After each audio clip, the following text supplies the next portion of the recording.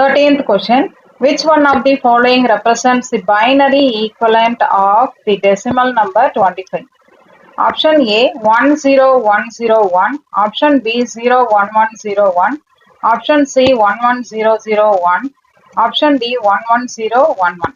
இந்த question பாத்தீங்கன்னா UGC NET exam first paper June 2015ல கேட்டிருக்காங்க. இந்த question நான் முன்னாடி சொன்ன மாதிரியே தான் 25க்கு பைனரி ஈக்குவலன்ட் நம்பர்னா 2 ஆல் டிவைட் பண்ணி அந்த நம்பரை நம்ம கண்டுபிடிக்கணும், பைனரி ஈக்குவலன்ட் நம்பரை. இப்போ ஆன்சர் நீங்க எத்தனை நேரம் கெஸ் பண்ணியிருந்துருக்கலாம். ஆன்சர் பாத்தீங்கன்னா ஆப்ஷன் சி 11001. இந்த ஆன்சர் எப்படி வந்ததுன்றதை இப்போ பார்க்கலாம். இப்போ 13th கொஸ்டினுக்கு நம்ம என்ன கண்டுபிடிக்கணும், 25ஓட பைனரி ஈக்குவலன்ட் நம்பர் நம்ம கண்டுபிடிக்கணும். ஸோ நான் முன்னாடி சொன்ன அதே ஐடியா தான். 25க்கு பைனரி ஈக்குவலன்ட் அப்படின்னாக்க பைனாலே 2ன்றதுனால 2 ஆல் டிவைட் பண்றோம்.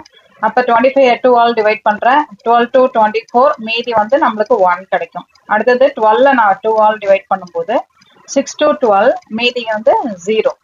அடுத்தது 6 வந்து நான் 2 ஆல் டிவைட் பண்ணும்போது 3 to 6, ரிமைண்டர் 0.